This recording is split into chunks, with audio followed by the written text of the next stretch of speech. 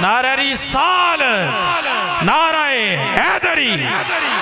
लो जी बिला तखीर हुण साडा शेड्यूल है वे कि साढ़े नात खां हो गए, तिलावत हो गई, सारे हो गए। साढ़े कोल दो मुल्क पाकिस्तान के नामवर खतीब मौजूद ने जिन्होंने तुसी बड़ा चाहते हो। उची कहो जरा सुभान अल्लाह। हर साहबजादा पीर सैयद शाहिद हुसैन शाह साहब गर्देजी, साहबजादा वाला शान पीर सैयद पुराना हैदर शाह साहब किबला पीर साहब दी मेरे पीरो मुर्शद भी ने और बड़ी ज़रा नवाजी है। मैं जिन्ना शुक्रिया अदा करा काम में पेशवाए अहले सुन्नत, मुफस्सिर कुरान, आलिम बाअमल, मुबल्लग आलमी मुबल्लग इस्लाम, कायद मिल्लत इस्लामिया, ओ मर्द दरवेश जिन्ना ने हर हुक्मरान दे सामने कलमाए हक बुलंद किया। उलमाए सू और होंदे ने, उलमाए हक और होंदे ने। उलमाए हक ओ ने जिन्हां ने भावें वो अकबर बादशाह होवे ते भावें वो दौरे हाजर के अंदर वेखिए तो मुशर्रफ की शक्ल के अंदर होवे, चाहे वह नवाज शरीफ की शक्ल के अंदर होवे, चाहे इमरान खान की शक्ल के अंदर होवे, जिहड़ा कलमाए हक कहण तो बाज ना आवे उलमाए हक होंदे ने।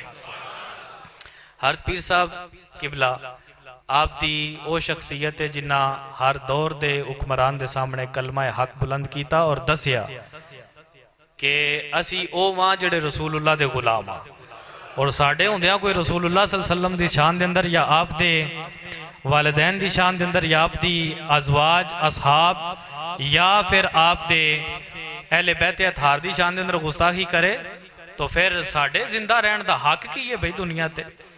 असी जिन्ना चिर साडे साहां दे अंदर साह है सानू किसी तोप का डर नहीं, बंदूक का डर नहीं, गोली का डर नहीं, सीने हाजर ने छलनी हो जावन लेकिन रसूलुल्लाह दी शान ते आंच नहीं आन देनी कभी।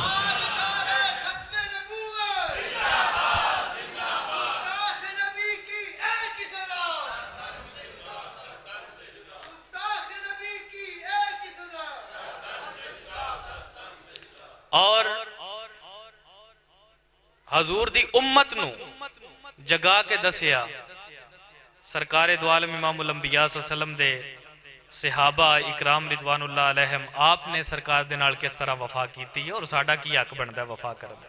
आलमी मुबल्लग इस्लाम हर साहबजादा पेशवाए अहले सुन्नत हर पीर मुहम्मद अफजल साहिब कादरी इंज दा नारा लगाओ जरा। जिन्ने वड्डे कायद ने ना उन्हां दे असीं ना इस्तकबाल कर सकने आ ना असीं इन्ने जोगे हैं, लेकिन कुछ ना कुछ हाजरी तो हो जाए ना साडी भी। नारा तकबीर, नारा रिसाल, नारा हैदरी। आप सदारती खुतबा इरशाद फरमाएंगे, उस तो बाद इंशाअल्लाह किबला गर्देज साहब का बयान होगा, फिर किबला शाह जी का बयान होगा, उस तो बाद दुआ खैर होगी इंशाअल्लाह। नारा तकबीर, नारा रिसाल। व नुसल्ली व नुसल्लिमु अला रसूलिहिल करीम व अला आलिहि व सहबिहि अजमाइन। अम्मा बादो आऊज़ु बिल्लाहि मिनश शैतानिर रजीम। बिस्मिल्लाहिर रहमानिर रहीम। इन्नल लज़ीना युअज़ूनल्लाह व रसूलहु लाअनहुमुल्लाहु फिद दुनिया वल आखिरह व आद्द लहुम अज़ाबम मुहीना। व क़ाल अयदन ऐनमा सुक़िफ़ू उख़िज़ू व क़ुतिलू तक़दीला। सदक़ल्लाहु मौलाना अज़ीम। हम दो सलात के बाद मेरे इंतहाई प्यारे साथी पीर तरीक़त कायद आले सुन्नत हज़रत साहबज़ादा पीर मोहम्मद ज़ियाउल्लाह रिज़वी साहिब, फ़ख्रुल सादात ख़तीबुल इस्लाम हज़रत पीर सैयद बुरहान हैदर शाह साहब आफसाबादी दामत बरकातुहुल आलिया, ख़तीब पाकिस्तान हज़रत साहबज़ादा सैयद शाहिद हुसैन गर्देजी साहिब और बानी महफ़ल अज़ीज़म साहबज़ादा पीर मोहम्मद ऐनैन मदनी साहिब, दीगर बुज़ुर्गों, दोस्तों, अजीज़ों, खिताब तो जैसे कि ऐलान किया है मदनी साहब ने, इन दो हमारे काबिल सद इफ्तिखार सैयदादों का है। मेरी चूँकि सदारत है, असल में तो सदारत साहबजादा ज़ियाउल्लाह साहब की है, तो इन्होंने फिर मेरा नाम दे दिया है सदारत के लिए। तो मैं तो आजकल ना ज़्यादा सदारतें करता हूँ, मैं जलसों में जाता हूँ। मैं आजकल ना तसनीफ़ का काम कर रहा हूँ और तफसीर का काम मैंने शुरू किया है, और जितना भी तफसीरी मवाद है ना उसका मैं मुताला करता हूँ, एक आयत के तहत फिर उसका खुलासा निकालता हूँ, और अल्हम्दुलिल्लाह मैं 10वें पारे में पहुँच चुका हूँ। और तनज़ीमुल मदारिस भी इस तफसीर को निसाब में शामिल कर रही है, दरस निज़ामी में तफसीरात अफजलिया को, तो पूरी दुनिया में बड़ी मकबूल हुई है। तो मेरी ये दुआ भी है और आपसे भी मैं इल्तिमास करता हूँ कि आप दुआ करें कि अल्लाह ताला मुझे तौफीक दे कि मैं तफसीर मुकम्मल कर दूँ। और भी कुछ तफसीरी काम हो रहा है, बुखारी शरीफ पर भी मैं काम कर रहा हूँ। बुखारी शरीफ पर एक जामे तकरीर में उसका मवाद तकरीबन तैयार है मेरे जहन में, क्योंकि मैं अरसा से बुखारी शरीफ पढ़ा रहा हूँ हर साल दौरा हदीस शरीफ में। तो तफसीर के बाद मेरा आगे प्रोग्राम है कि मैं बुखारी शरीफ पर भी कुछ लिखूँ, तो आप दुआ करें। साहिब उरस आलम रब्बानी, आलम बामल और शेर बेशा अहले सुन्नत हज़रत मौलाना मोहम्मद यूसुफ रिजवी साहिब रहमतुल्लाह ताला अलैह मेरे बहुत प्यारे साथी हैं, थे भी और हैं भी, क्योंकि हमारा तो अकीदा है ना कि हमारे जो इबादिल्लाह सालीन हैं वो कब्रों के अंदर भी साहिब तसर्रुफ होते हैं। तो इन्होंने मेरे साथ बहुत ही जुर्तमंदाना किरदार मिल के अदा किया। ये तहरीक लब्बैक या रसूलुल्लाह तो मेरी आखिरी जद्दोजहद है जिसकी मैंने बुनियाद रखी, और उस वक़्त कोई नहीं था। जिस वक़्त आसिया मलूना ने हज़ूर नबी करीम को गालियाँ दी, उस वक़्त कोई आवाज़ नहीं बुलंद कर रहा था। ये बाद में फिर हमारे साथी मिले हमारे साथ। आसिया मलूना ने जब गुस्ताखी की तो मैंने फौरी तौर पर गवर्नर पंजाब सलमान तसीर के ख़िलाफ़ प्रेस कॉन्फ्रेंस की, जो अखबारों में मौजूद है, और ये 2009 का वाक़या है। उसी वक्त प्रेस कॉन्फ्रेंस की और सलमान तसीर की न सिर्फ मजम्मत की बल्कि 4 जुलूस निकाले। एक इस्लामाबाद में पीपल्स पार्टी का ही था गवर्नर। मैंने चूँकि उस वक्त जरदारी की हुकूमत थी, मैंने मुतालबा किया इस्लामाबाद में जाके कि इस शख्स को गवर्नरी से हटाया जाए, सलमान तसीर को।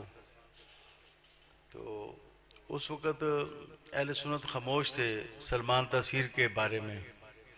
कुछ लोग जाके वहाँ फातह खानी भी कर रहे थे जब इसको कत्ल किया गया, तो सब ही हर तरफ ही खामोशी थी। तो उस वक़्त साहबजादा ज़ियाउल्लाह साहब तो मेरे करीब 3 साथी हैं हर मौका पर। हज़रत मौलाना मोहम्मद यूसुफ साहब उस वक़्त मेरे साथ होते थे, और उस वक़्त जिन साथियों ने काम किया मौलाना यूसुफ साहब उसमें शामिल थे। बाकी हजरात बहुत बाद में मिले, 2013 में कुछ हजरात मिले जाके। तो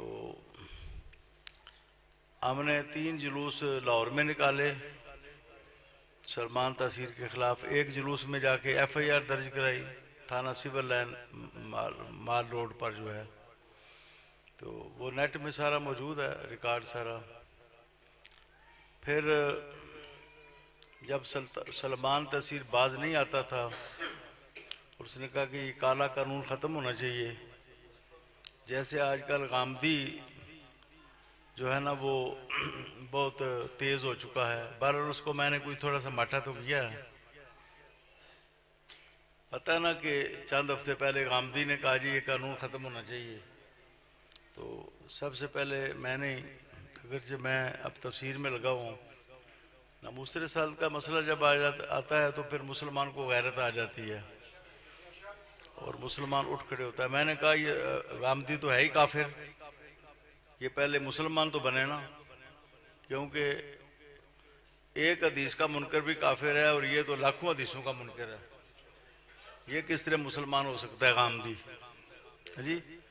तो मैदान में आके हमारे साथ बात करे, तो उसी वक्त ही जग बैठ गई सबकी, गामदी की भी और गामदियों की भी। और जो लोग गामदी का ये बयान जो उसने नामूसरे साल कानून के खिलाफ दिया, उसको बहुत उसकी इशाद कर रहे थे हमारे वजीर आजम समेत, उन सब का भी मक्कू ठप गया, सब भी खामोश हो गए। तो उस वक़्त मैंने कहा जी कि ये सलमान तसीर वाजिबुल कत्ल है, क्योंकि ये नामूसरे साल के कानून को काला कह रहा है। तो ये 23 नवंबर की 23 तारीख थी, शाम को खबरनामा में ना जो नवाए वक्त के एडिटर थे ना, क्या नाम था उनका, मजीद निज़ामी साहब, उन्होंने अहकाम जारी किए कि पीर अफजल कादरी का फतवा शाया किया जाए। अगरचे ये शाया करना बहुत मुश्किल है, लेकिन इसको टीवी वक्त पर शाया किया जाए।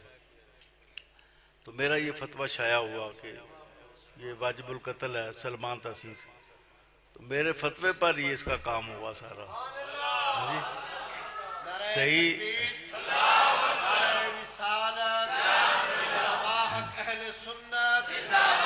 4 जनवरी को ना, नवंबर की 23 थी, 7 दिन गुजरे, फिर आगे दिसंबर के 31 दिन गुजरे, तो जनवरी की 4 तारीख को ना काजी साहब ने उसका काम कर दिया। फतवा मैंने दिया था, गाजी साहब ने काम किया और फतवा मेरा था, ये वाजिबुल कत्ल है। अच्छा, तो इन सारी बातों में ना मौलाना यूसुफ साहब मेरे साथ थे, तो वो तो तकरीबन मौलाना यूसुफ साहब जो है ना, वो जब मैं जमात अहले सुन्नत का मरकज़ी नाज़िम आला था उस वक़्त ही जमात में काम करते थे हाफिज़ाबाद में। तो बाद में फिर वो आलमी तंजीम में शामिल हुए, फिर वो शूरा के हमारे मरकज़ी मेंबर भी थे और तमाम तहरीकों में ना वो काम करते रहे। इससे पहले जो लबैक की तहरीक खड़ी हुई, इससे पहले हमने बहुत से काम किए, बहुत से। मैं तो काफ़ी पहले से लगा हुआ था मराजरों में और तहरीकों में, और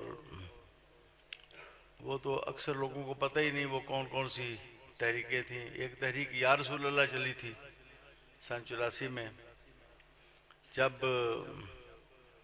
कारी अब्दुल बासित ने तिलावत करनी थी तो इस्तकबालिया नारा लगाया गया कारी अब्दुल बासित का, तो वहाँ पर किसी ने नारा लगा दिया नारा रिसालत, तो वहाँ पर देवबंदी उलमा ने कहा मुर्दाबाद, नारा रिसालत के जवाब में मुर्दाबाद। रिसालत तो ज़ाहिर है हुज़ूर नबी करीम का नारा है, तो इसको मुर्दाबाद कहना ये बदतरीन कुफर है, बदतरीन इर्तिदाद है। हाँ जी, तो उस वक्त हिज़्बुल अनाफ में शार बुखारी अल्लामा महमूद रिजवी साहब ने बहुत बड़ी कॉन्फ्रेंस रखी, फिर दूसरी रखी, फिर एक जुलूस निकला, उस पर फायरिंग की जमात इस्लामी ने। अब अल्हम्दुलिल्लाह हम सब वहाँ पंजाब यूनिवर्सिटी के सामने फायरिंग हो रही थी, बैठे रहे सब डट के, कोई वहाँ से भागा नहीं। हमें से जितने लोग हम शामिल थे, मैं भी उसमें एक कारकुन के हैसियत से मौजूद ही था। तो वहाँ पर हमारे एक आलिम दीन शहीद भी हुए उस फायरिंग में, बहुत से लोग ज़ख्मी भी हुए। तो कोई FIR नहीं दर्ज कराता था जमात इस्लामी के ख़िलाफ़, क्योंकि ये जमात जो है कुछ गुंडागर्दी करने की आदी है। तो लाहौर में तो कोई उठता ही नहीं था FIR दर्ज कराने के लिए पूरे लाहौर में। तो मैंने अपना साथी जो है उसको कहा कि तुम दर्ज कराओ फौरी तौर पर। उनका नाम खिजर याद हैदरिया, उनको हाजी मोहम्मद खान कहते हैं। उन्होंने FIR दर्ज कराई। अच्छा, फिर एक कॉन्फ्रेंस हुई उस शहादत के खिलाफ जो शहादत हुई थी, हिजबुल-ए-नाफ में थी। इन्होंने हिजबुल-ए-नाफ सारा सील कर दिया हर तरफ से। अल्लामा रिजवी साहब कहने लगे कोई शख्स ये नाका तोड़े। वहाँ पर SP और DC दोनों खड़े थे।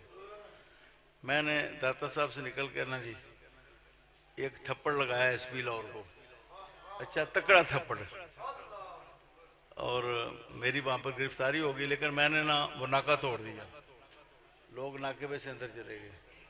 अल्लामा रिजवी साहब ने कहा अब तो हमारे घर में बच्चों के लिए दूध भी नहीं आने दे रहे, कोई उठे इनके खिलाफ मज़ामत करे। तो मैंने वहाँ पर मज़ामत की। तो तहरीकें तो बहुत पुरानी हैं हमारी। तहरीक या रसूल अल्लाह में बड़ा किरदार था। गिरफ्तारी भी सिर्फ मेरी हुई, उसमें सिर्फ मेरी गिरफ्तारी हुई।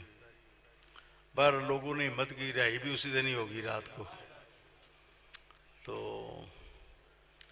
मौलाना यूसुफ साहब जो है ना, वो ये जो तहरीक चली थी ना गुस्ताखाना खाकों के खिलाफ, उसमें हमारे साथ शामिल थे, मुझे याद आ रहा है सारा। और ये तहरीक मैंने ही शुरू की थी खाकों के खिलाफ। ये सबसे पहला जो जुलूस है ना, वो लाहौर जो प्रेस क्लब है जिसको शिमला पहाड़ी कहते हैं, वहाँ से हम लोग आए थे, गुजरात से ही तैयारी करके लोग लेकर। तो शिमला पहाड़ी से जुलूस शुरू किया और वो जामे नईमिया में जा ख़त्म किया। ये पहला जुलूस था जो हमने निकाला गुस्ताखाना खाकों के खिलाफ। उसके बाद फिर अगले रोज़ ही सारे मुल्क में तहरीक शुरू हो गई। तो मौलाना यूसुफ साहब उस तहरीक में हमारे साथ शामिल हुए और बड़ा दिलेर किरदार अदा किया। कभी वो पीछे नहीं हटते थे, कभी वो डरते नहीं थे। जहाँ पर गिरफ्तारी 100% होने का इम्कान होता था वहाँ भी पहुँच जाते थे। और फिर ट्रेन मार्च हुए। एक ट्रेन मार्च जो है वो पेशावर से लाहौर तक हुआ, एक ट्रेन मार्च पिंडी से लाहौर तक हुआ, एक ट्रेन मार्च जो है लाला मूसा से सरगोदा तक हुआ, और एक ट्रेन मार्च वजीराबाद से फैसलाबाद हुआ, और एक ट्रेन मार्च लाहौर से रावलपिंडी तक हुआ। 5 ट्रेन मार्च हुए, हर शहर पर जलसे हुए। तो मौलाना वहाँ हमारे साथ होते थे। यहाँ पर हफ्जाबाद में जब गुजरी ट्रेन तो यहाँ से वो एक काफिला लेकर गए, कुछ गाड़ियाँ लेकर गए, लंगर वगैरह भी, अपने अहल वयाल को भी साथ लेकर गए, तालिब इल्मों को भी, असातिज़ा को भी। तो बड़े दिलेर थे वो पीछे नहीं हटते थे। मुझे वो सारी यादें उनकी आ रही हैं।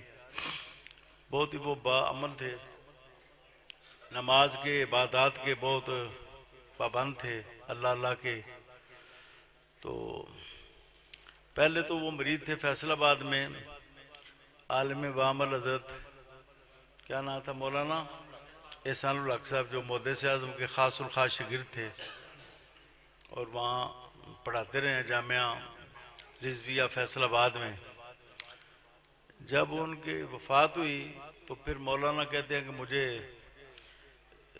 ज़रूरत महसूस हुई कि मैं किसी की बैत सानिया करूं। तो मैं किसी पर एतमाद नहीं करता था, किसी पर मुझे तसल्ली नहीं होती थी। तो मेरे सामने उन्होंने इज़हार किया कि मैं आपकी बैत करना चाहता हूं, क्योंकि मैंने आपको हमेशा हर मैदान में और फ्रंट लाइन पर पाया। तो मैंने कहा नहीं, आप मुझसे ज़्यादा बुज़ुर्ग हैं, ज़्यादा मुत्तकी परहेज़गार हैं, मुझसे किसी और की बैत कर लें। लेकिन उन्होंने ना फिर मुझे पकड़ लिया मुरानी शिव जाके पकड़ मुझे गिरफ्तार कर लिया। कहने लगा जो आज मुरीद होके ही जाना है, आज मुरीद होना है आपका। तो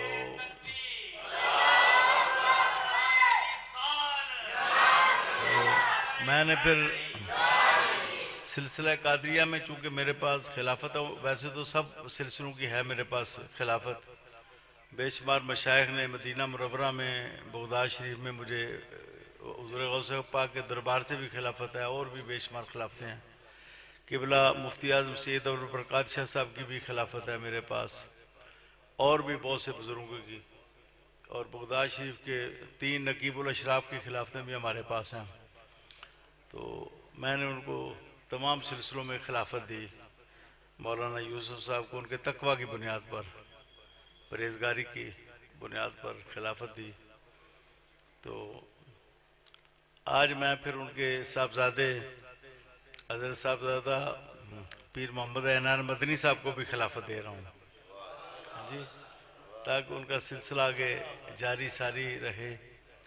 मैं इंशाअल्लाह इनकी पूरी तरबियत करने की कोशिश करूँगा, वज़ाइफ भी इनको दूँगा अपने सारे, और जो मामूलात हैं उनकी भी इजाज़त दूँगा इंशाअल्लाह। सनद जो है वो किधर है? सनद उधर घर में है, आप मंगवा लें तो बेहतर है। चलो, तो सनद जो है वो मुत्तसिल है, हज़ूर नबी करीम तक पहुँचती है हमारी मुरानी शरीफ की, हज़रत इमाम अली रज़ा के तक जाके पहुँचती है। फिर आगे जाके ऊपर तो आगे सिलसिलतुल ज़हब है, हज़रत इमाम अली रज़ा से आगे हज़रत इमाम मूसा काज़िम है, फिर इमाम जाफ़र सादिक हैं, फिर इमाम मोहम्मद बाक़िर हैं।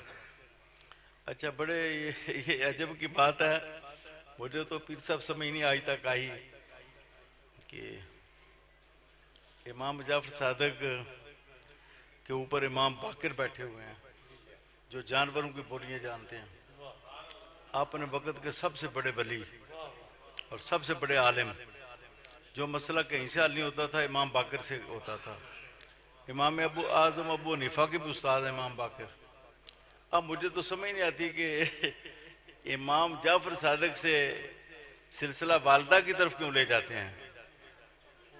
इतने बड़े बाप को छोड़कर, वालिदा भी मुत्तकिया परहेज़गार थी, नेक थी, सालिया थी, अबू बकर सिद्दीक़ की पड़पोती थी, ये सारी बातें ठीक है, लेकिन उस ज़माने में औरतें तो किसी को खिलाफत नहीं देती थी। इमाम बाक़िर ने तो खिलाफतें दी हैं ना, बांटी हैं। और इतने अजीम इमाम और इतने अजीम आलिम जिनका सिलसिला ही सिलसिलतुल ज़हब है, हाँ जी। तो मेरा तो ये ख्याल है कि इमाम बाक़िर को नहीं छोड़ना चाहिए किसी सूरत में भी। ठीक है, ख्वातीन से भी बरकत हासिल कर लें, बेशक कर लें, बेशक ख्वातीन से बरकत हासिल कर लें, और ख्वातीन से बरकत हासिल करते अबू बकर सिद्दीक़ तक भी पहुँचे बेशक, लेकिन इमाम बाक़िर को नहीं छोड़ना चाहिए। ये मैं सादात और उलमा के सामने ना मैं एक अपनी ज़ाती राय पेश कर रहा हूँ। इमाम बाक़िर को नहीं छोड़ना चाहिए, और सिलसिला नक्शबंदिया जो है ना वो भी हज़रत अली और मुर्तज़ा तक पहुँचना चाहिए, लाजमी पहुँचना चाहिए। इमाम बाक़िर को नहीं छोड़ना चाहिए। तो हमारा ये सिलसिला जो है ये लो, फिर सादात इज़ाम करो, दस्तारबंदी उठो, तुसी उठो।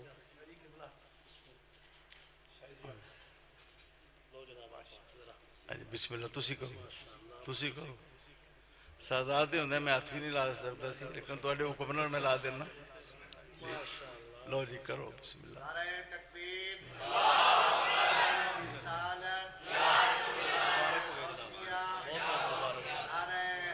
सनद भी आ गई है। ये हमारी सनद जो है ना, ये पूरी एक एक शेख मौजूद है इसमें। मेरे शेख कौन है, उनके कौन है, उनके कौन है, उनके कौन है, हुज़ूर गौसे आज़म तक पहुँचती है। हुज़ूर गौसे आज़म की सनद इमाम अली रज़ा तक पहुँचती है। इमाम अली रज़ा की सनद जो है हुज़ूर नबी करीम तक पहुँचती है। ये सब शयूख के नाम, मशाइख के नाम इसमें मौजूद हैं अल्हम्दुलिल्लाह।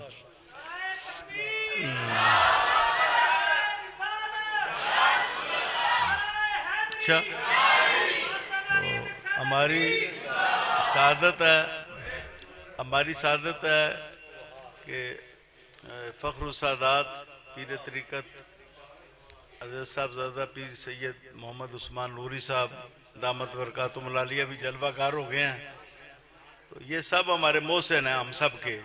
ये ख़ानदान जो है चकसादा शरीफ का, यही वो सादात इज़ाम है जिन्होंने ना हज़रत हकीमुल उम्मत मुफ्ती अहमद यार ख़ान नईमी रहमतुल्लाह ताला अलैह को माली सहारा पेश किया, अपना सरपरस्ती। और किताब जाल हक जो है ना, उस पर हम देखते हैं इनके दादाजी का नाम लिखा हुआ है। उन्होंने जाल हक शाया की। मुफ्ती साहब के पास ज़रा इल्म तो बहुत था, लेकिन पैसे की कमी थी हकीमुल उम्मत के पास, तो कोई शख्स छुपवाने वाला नहीं मिल रहा था किताब को, जाल हक को। तो जा अल हक की पढ़ना चाहिए, कुछ लोग जा उल हक भी पढ़ते हैं। तो लफ्ज जा अल हक है, ये कुरान पाक का लफ्ज है, जा अल हक व वज़ाहक अल बातिल, जा अल हक है, जा उल हक नहीं है जी। तो हजरत के दादाजी हमारे मोहसिन है सबके, अहले सुन्नत के, पूरी दुनिया के, क्योंकि ये तफसीर नईमी पूरी दुनिया में पहुंची, जाल हक भी पूरी दुनिया में पहुंची, शान हबीबुर रहमान भी पूरी दुनिया में पहुंची, हकीमुल उम्मत का सारा लिटरेचर और उसकी सरपरस्ती करने वाले ये इबारा ये ख़ानदान है। इनके जद्द अमजद सरपरस्ती फरमाते थे। तो हम इनका एहसान नहीं उतार सकते, सारी ज़िंदगी जो इन्होंने अहले सुन्नत व जमात पर किया। आला बरेलवी का लिटरेचर बहुत मुश्किल था। वैसे तो आला हजरत बरेलवी जैसी शख्सियत आज तक उनके बाद नहीं पैदा हुई। मैं बाद की बात कर रहा हूँ, शायद आप ऊपर भी ले जाएं, नहीं मैं बाद की बात कर रहा हूँ। आला बरेलवी के बाद आज तक ऐसी शख्सियत जो है जिसने इतना ज़्यादा काम किया हो और सही काम किया हो, और जिनका तर्जमा इस वक्त भी पूरी दुनिया के तर्जमों पर फायक हो। हाँ जी, मसलन मैं आपको बताता हूँ, बिस्मिल्लाहिर्रहमानिर्रहीम, अल्हम्दुलिल्लाह रब्बिल आलमीन, सब ने तर्जमा किया, सब तारीफ़ें अल्लाह के लिए, सब ने, अगयार ने भी, हमारे अपनों में भी यही तारीफ, यही तर्जमा किया, सब तारीफ़ें। तो तारीफ जो होती है ना, वो मौर्रिफ अरबी में कहते हैं, मौर्रिफ। तो मौर्रिफ होता है जो पहचान कराए।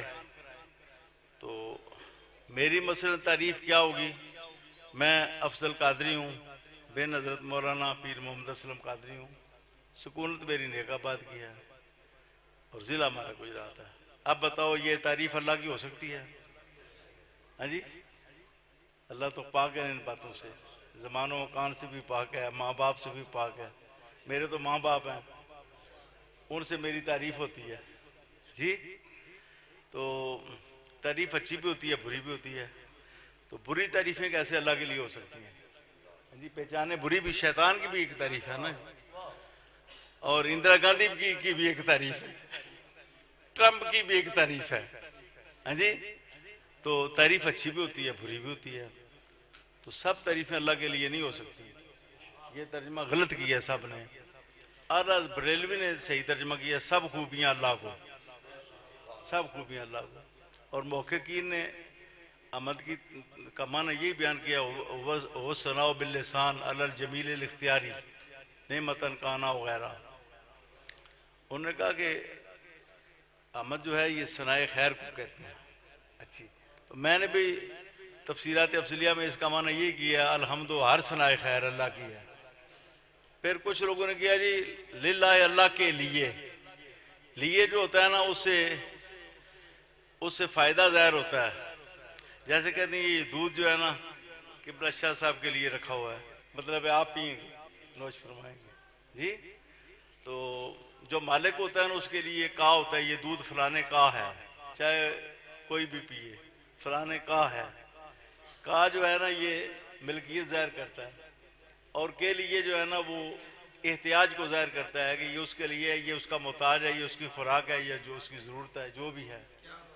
तो मैंने तर्जमा ये किया, हर सनाए खैर अल्लाह की है, ये नहीं किया अल्लाह के लिए है, अल्लाह की है।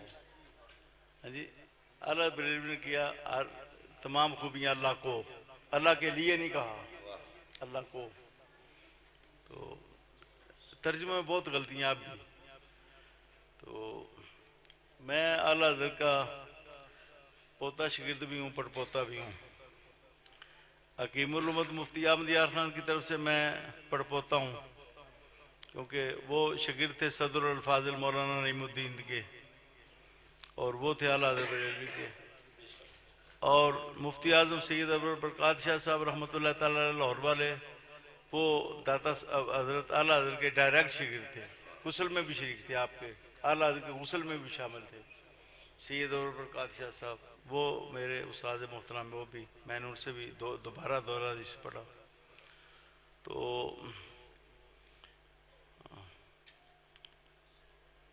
अल्हम्दुलिल्लाह हम लोग जितना मुमकिन है दीन के लिए काम कर रहे हैं, और मैं तवक्को करता हूँ कि साहबजादा पीर मोहम्मद ऐनान मदनी साहब अपने वालिद साहब की रवायात को और आगे बढ़ाएंगे और बेहतर किरदार अदा करेंगे, और आप इनके साथ तामुल करें। देखो मौलाना यूसुफ साहब ने ना अपने साहबजादे को भी दीनी तालीम दी है, आज वो आपके ख़तीब भी हैं, मुबल्लिग भी हैं और वाइज भी हैं और सारे ये सिलसिले अंजाम दे रहे हैं। बेटी को भी दीनी तालीम दिया, तो अब वो बेटी हमारे निकाह में आ गई, तो उसमें मौलाना यूसुफ साहब ने रिश्ता दिया है। मैं आपको बता दूं, मेरी बीवी फौत हो गई तो मैंने घर बसाना था, तो मौलाना यूसुफ साहब ने ख्वाब में ना अपनी अहलिया को इशारा दिया, वरना हमारा तो कोई ख्याल ही नहीं था। हाँ जी, तो दरमियान में वास्ता साहब ज़्यादा ज़ियाउल्लाह साहब बन गए। तो उम्मीद है कि हमारा जो मदरसा है गुजरात का, ये बेटियों का सबसे बड़ा मदरसा है पाकिस्तान में। इस साल भी 1000 से ज़्यादा दरस निज़ामी की जो उम्मीदवार हैं उन्होंने इम्तिहान में शिरकत की। 1000 से ज़्यादा, किसी मदरसे में 500 से ज़्यादा नहीं है, हमारे मदरसे से 1000 से ज़्यादा बेटियां गई हैं।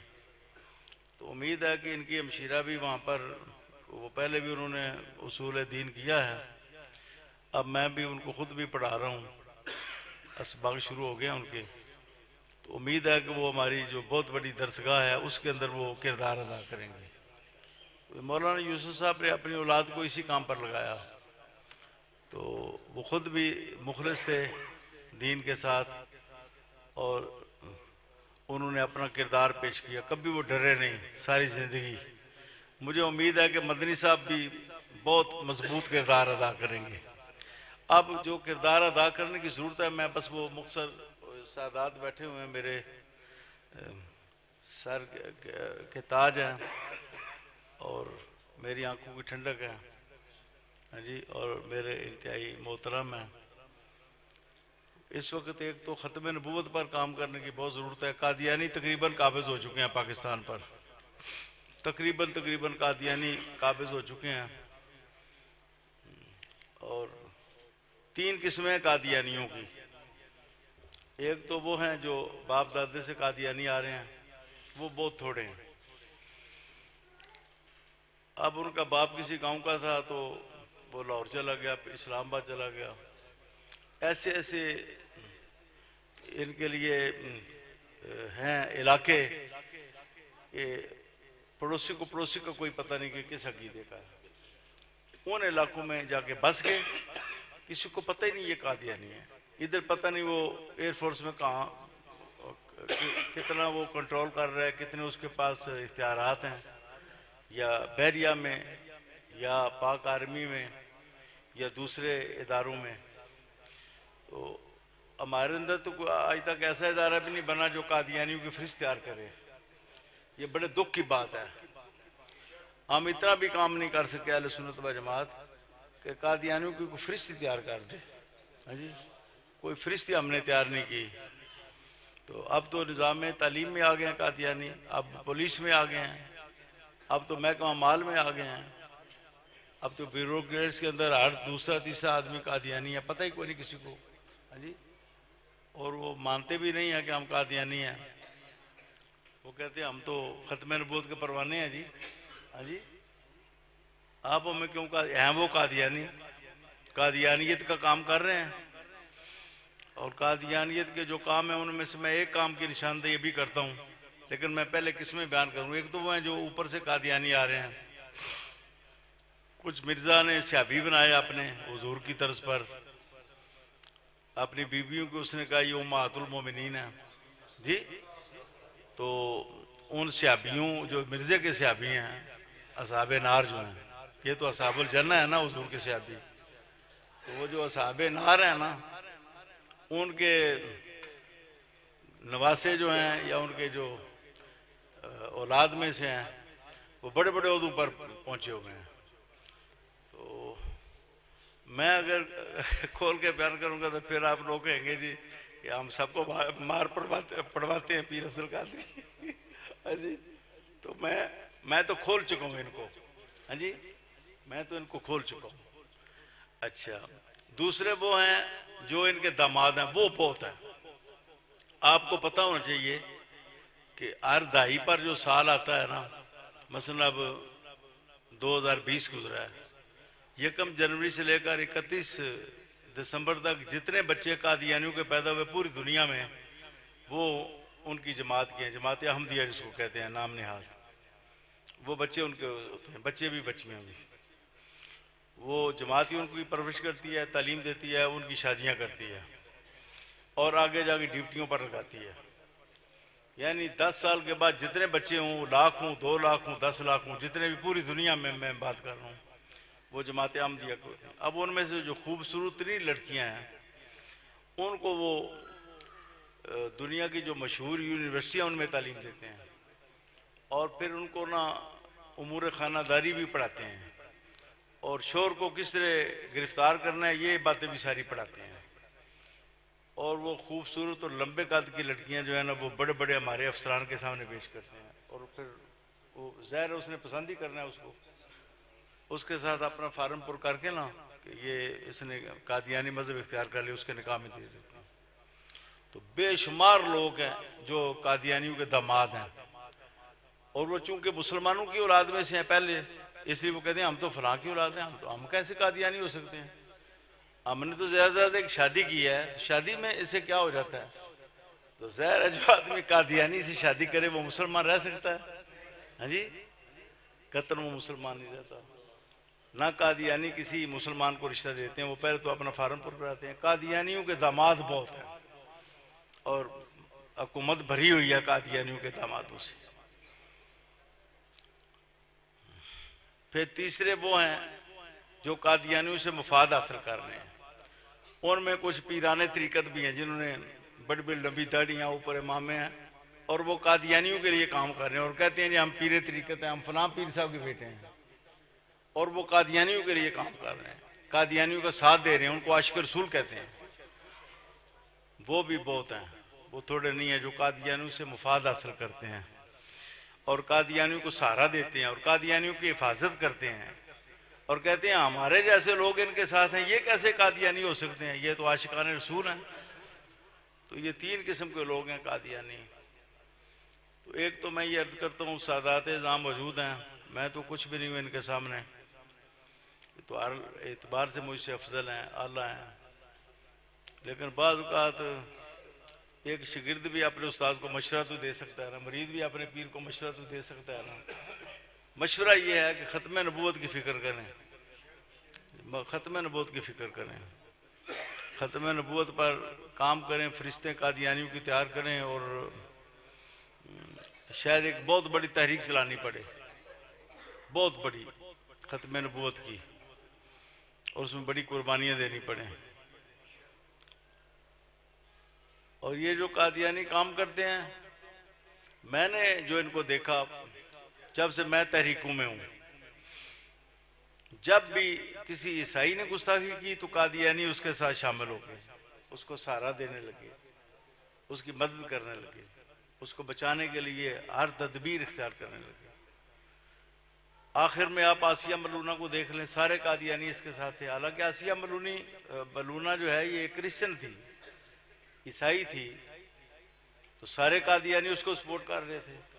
हाँ जी, सलमान तसीर के बारे में भी लोग कहते हैं कि ये कादियानी हो चुका था आखिर में, इसलिए गुस्ताखियाँ करता था तो एक अच्छे बाप का बेटा। तो बहरहाल कादियानी सारे आसिया मलूना के साथ थे, उसको छुड़ा कर ले गए। उधर से पोप ने कहा जी इसको आप हमारे वाले करें, तो इनको हमारे लोगों को टट्टियाँ लग जाती हैं, इसलिए कि उनसे कर्जे लेते हैं, खाते हैं, फिर करप्शन करते हैं। मुल्क पर तो लगाते कोई नहीं, कर्जे लेकर ये खाते हैं। और अब इतना कर्जा चढ़ गया है कि उसका सूद सिर्फ अदा करें ना तो आधे पाकिस्तान की कमाई उस पर लगती है, आधे से ज़्यादा हो गया, अब आधे से ज़्यादा हो गया।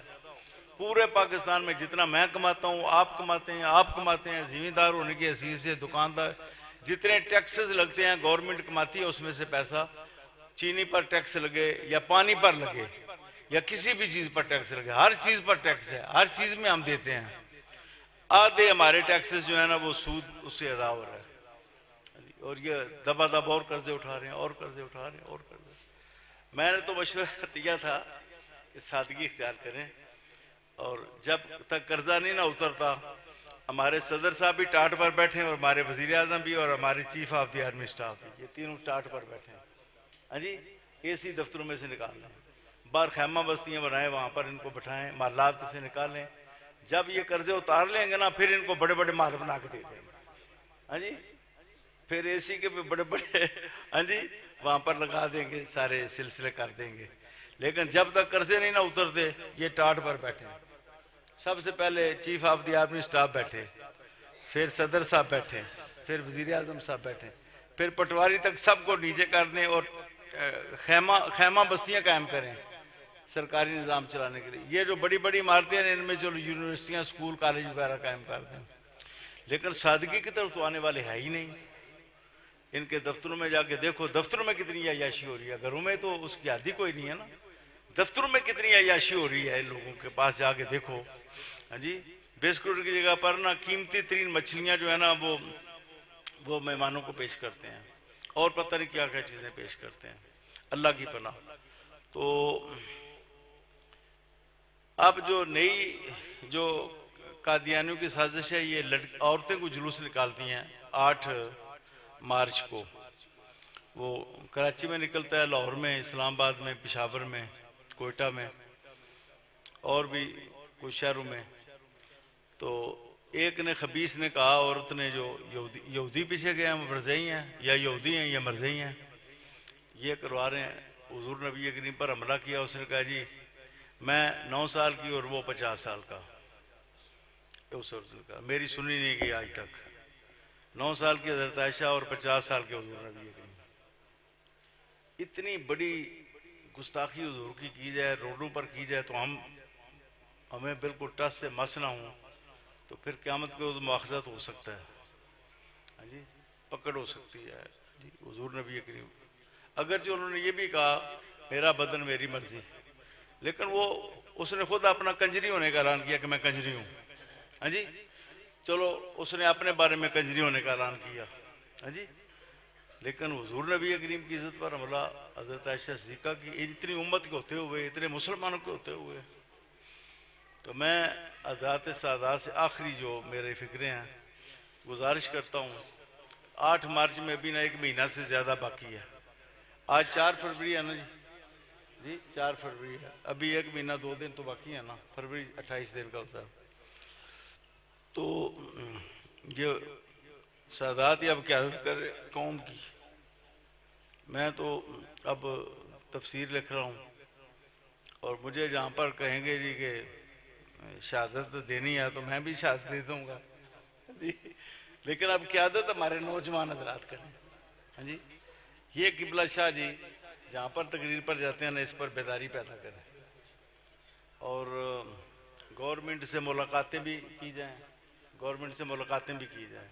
हज़रत शाह जी किबला से मैंने गुजारिश किया, हमारे मोहसिन भी हैं, आपसे मैंने गुजारिश किया कि आप भी कुछ उलमा मिल के बारी बरकम एक वफ्द बना के ना किसी को मिले और कहें जी इसकी, कहें जी आइंदा नहीं होगा। उन्होंने कहा आइंदा की बात बाद में, पहले जो गुस्ताखी हुई है उसकी सजा तो दो ना, इनको अंदर तो करो ना, इनको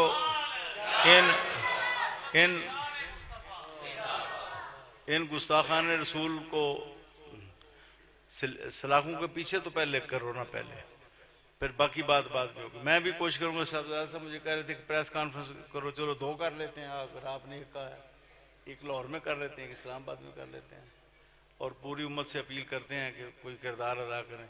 हमारे तो ऐसे मदरसों में ना हज़ारों बेटियां हैं। मैं कह रहा था रास्ते में कि अगर ज़रूरत पड़ी ना तो हम बेटियां भी अपनी निकाल देंगे मैदान में। हाँ जी, लेकिन पहले तो मर्दों को आना चाहिए ना, पहले तो मर्दों को आना चाहिए। मर्द अगर ख़त्म हो गए तो फिर औरतों की बारी आएगी। हाँ जी, पहले तो मर्दों को कुछ ना कुछ करना चाहिए, दबाव पहले डालें, मिलें, सूबा हुकूमत सूबाई को मिलें, मरकज़ी को मिलें, कहे जी ये बंद होना चाहिए सारा सिलसिला, इनको गिरफ्तार होना चाहिए, इनके खिलाफ कार्रवाई होनी चाहिए, वरना फिर मुसलमान खुद करेंगे, उठेंगे और इनको रोकेंगे। तो ये मेरी आखिरी आपसे गुजारिश है। मैंने टाइम ज़्यादा ले, 15 मिनट मैंने कहा था, ठीक कितना लिया टाइम? अच्छा, ज़्यादा टाइम ले लिया। नारे तकबीर, डट के जरा नारा लगाओ, नारे रिसालत, नारे हैदरी, बिला तखीर, बिला तखीर। खिताब वास्ते मैं दावत दे रहा, पिसब दे खिताब के दौरान फखरुस सादात